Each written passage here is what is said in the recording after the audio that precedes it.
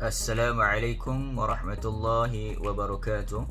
Alhamdulillahi rabbil alamin. Wassalatu wassalamu ala rasulillah wa ala alihi wa sahbihi wa man wala.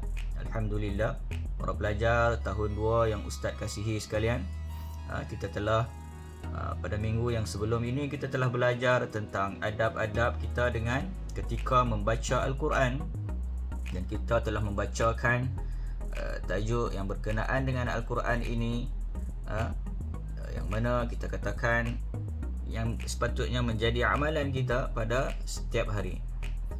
Jadi pada hari ini kita akan masuk kepada tajuk yang berikutnya, tetapi masih lagi dalam tajuk adab ketika membaca Al-Quran, iaitu kita katakan sebagai fadilat ataupun kelebihan. Apa maksud fadilat? Fadilat adalah kelebihan kita membaca, kita beradab ketika membaca Al-Quran. Yang sebelum ni kita belajar tentang adab membawa mushaf, kita belajar tentang adab ketika membaca, kita belajar tentang adab ketika menyimpan mushaf, dan kita juga telah belajar tentang doa selepas membaca Al-Quran.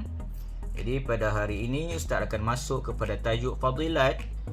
Apakah kelebihan sekiranya kita beradab ketika membawa, membaca dan menyimpan mushaf Al-Quran ini? Ini adalah sangat penting kepada kita sebagai orang Islam, kerana orang Islam ini sangat sempurna kehidupan dia apabila dia mengikuti kesemua syariat yang telah Allah Subhanahu Wa Taala tetapkan, daripada sekecil-kecil perkara sehinggalah sebesar-besar perkara. Jadi termasuk juga di dalam syariat ataupun adab-adab Islam yang perlu kita menitik beratkan adalah ketika kita membaca Al-Quran ini. Jadi bila kita mengamalkan adab-adab kita membaca Al-Quran, maka akan dapatlah hikmah ataupun kelebihan sekiranya kita beradab dengan Al-Quran.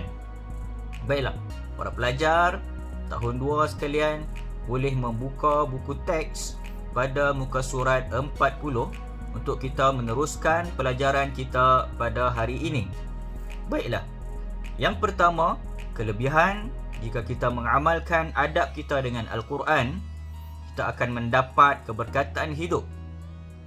Keberkatan hidup. Keberkatan hidup di sini bermaksud kehidupan kita menjadi mudah dan diberkati dan juga diridai oleh Allah Subhanahu Wa Taala. Kerana apa? Kerana kebaikan yang kita buat terhadap mushaf Al-Quran, kalam Allah Subhanahu Wa Taala. Jadi Allah Subhanahu Wa Taala dengan limpah dan kurnia dia, Allah akan memudahkan, memberi keberkatan kepada kehidupan kita. Yang kedua, jiwa kita akan menjadi tenang dan juga tenteram. Jiwa yang tenang dan tenteram ini sangat-sangat diinginkan oleh kesemua manusia. Satu orang yang kaya raya, yang ada segalanya miliknya, dia ada rumah besar, dia ada kereta yang banyak dan cantik dan mahal, dia ada jawatan yang tinggi, kekuasaan, tetapi jika dia tidak mendapatkan jiwa dan hati yang tenteram dan tenang, pasti dia akan merasakan kekosongan dalam kehidupan dia.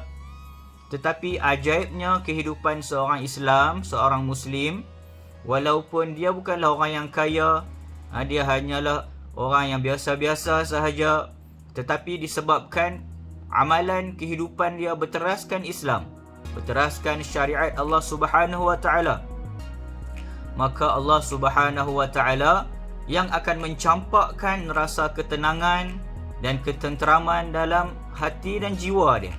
Inilah keistimewaan Islam berbanding dengan agama-agama lain. Agama yang tidak betul, hanya Islam sahaja agama yang betul. Di sini kita perlu faham elok-elok. Sememangnya wujud agama lain di dalam dunia ini, tetapi Allah Subhanahu Wa Taala mengatakan bahawa agama yang betul hanyalah agama Islam. Kita tak boleh mengatakan semua agama itu betul. Tidak boleh begitu. Bila kita kata begitu adalah perkataan yang salah. Perkataan yang betul adalah Islam hanya satu-satunya agama yang betul, yang menyembah hanya Allah Subhanahu wa taala. Inilah tujuan agama Islam diturunkan di atas muka bumi ini, semata-mata hanya untuk menyembah Allah Subhanahu wa taala dan tidak memberi penyembahan kepada benda lain.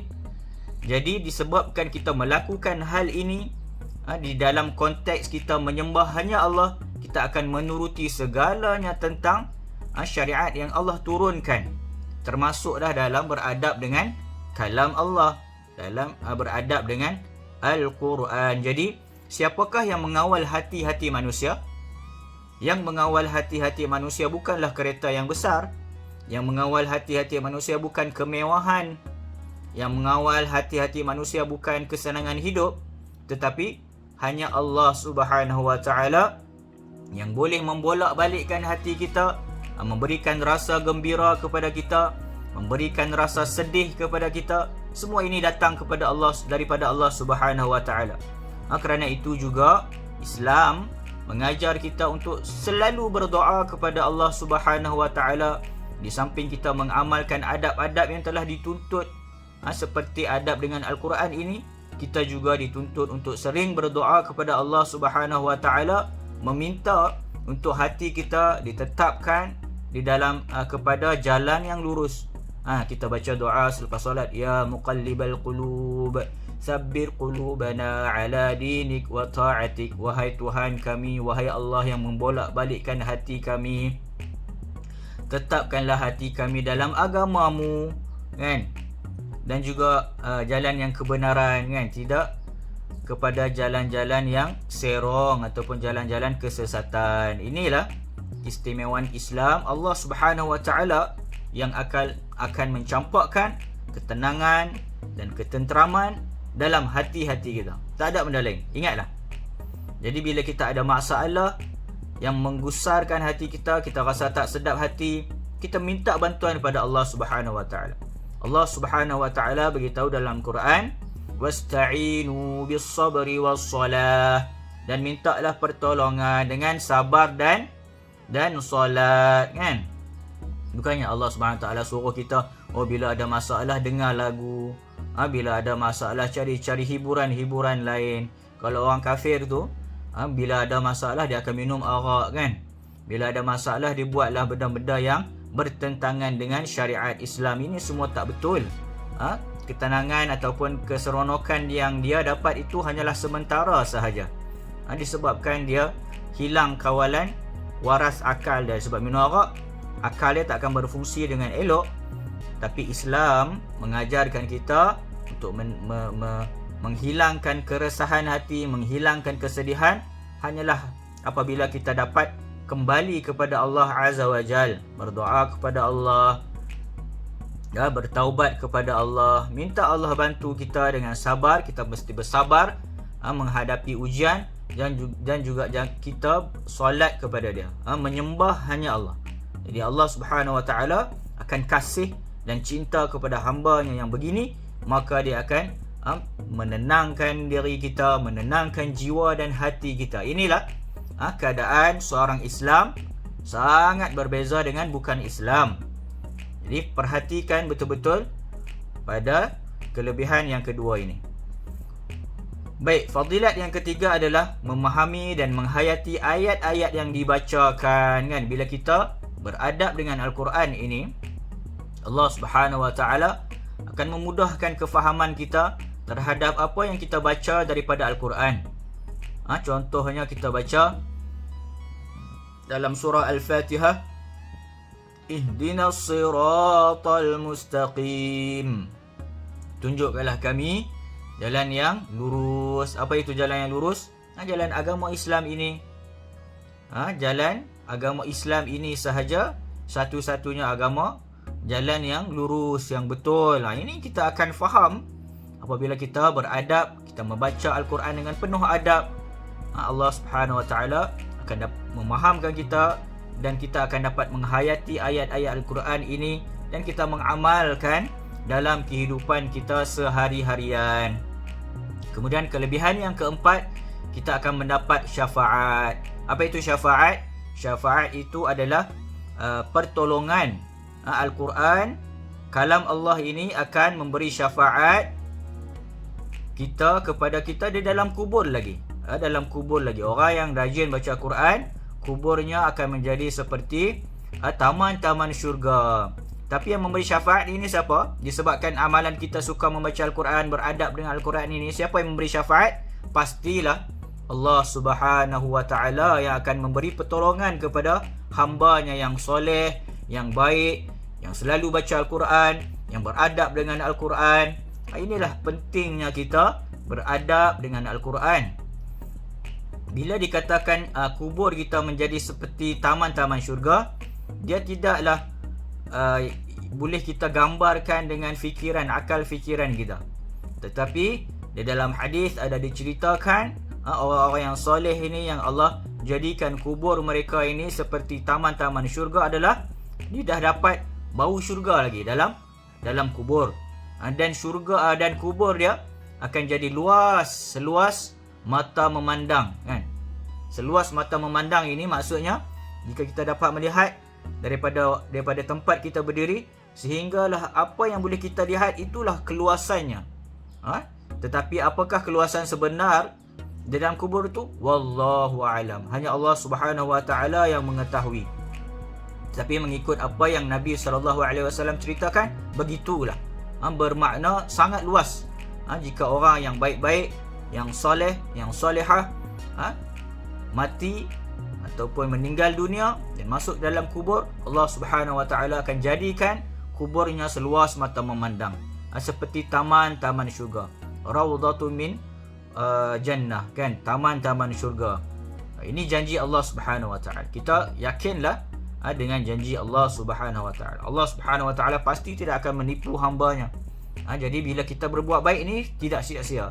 Kita beramal, beradab dengan Al-Quran ini tak sia-sia. Pasti ada balasan baik yang Allah Subhanahu Wa Taala akan berikan kepada kita. Kerana Allah Subhanahu Wa Taala ni maha adil. Tak samalah orang yang buat baik dengan orang yang tak buat baik. Tak boleh sama, mesti takkan sama punya. Orang yang tak baik pasti ada balasan buruk untuk dia. Dan orang yang buat baik ini pasti ada balasan baik untuk kita, kan? Mudah-mudahan Allah Subhanahu Wa Taala golongkan kita di kalangan golongan orang yang baik ini. Kita hari-hari mesti doa macam ni. Kemudian yang kelima, fadilat yang kelima, kita akan mendapat ganjaran pahala, kan? Allah Subhanahu Wa Taala akan berikan kita ganjaran pahala. Apa guna pahala ni, Ustaz? Kenapa kita nak kena kumpul pahala ni? Macam contohnya di dunia ini, orang yang kaya dia banyak apa? Dia banyak duit, kan? Dia banyak harta. Jadi dengan harta ni dia boleh buat apa sahaja. Dia boleh beli macam-macam.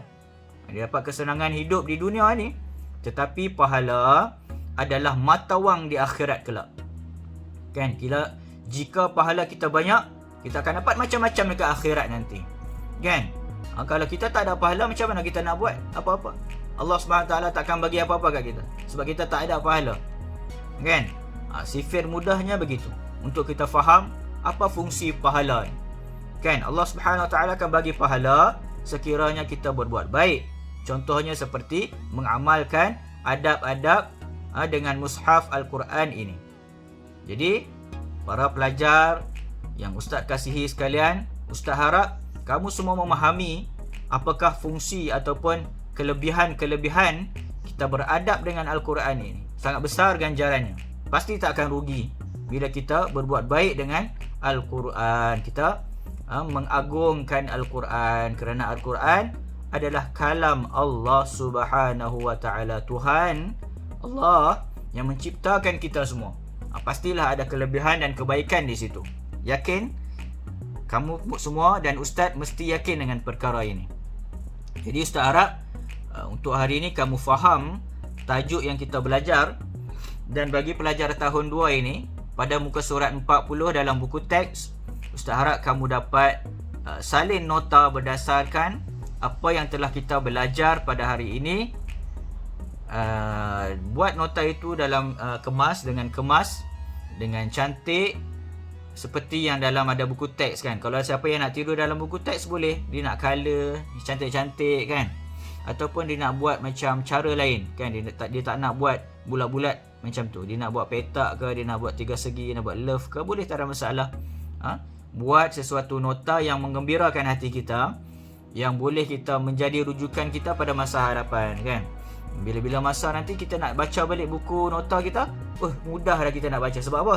Sebab kita dah buat cantik-cantik dan kemas, kan.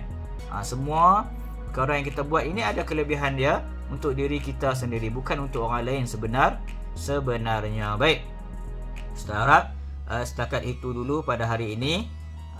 InsyaAllah ta'ala kita akan bertemu lagi pada minggu hadapan. Kita sudahi pembelajaran kita pada hari ini dengan tasbih kifarah.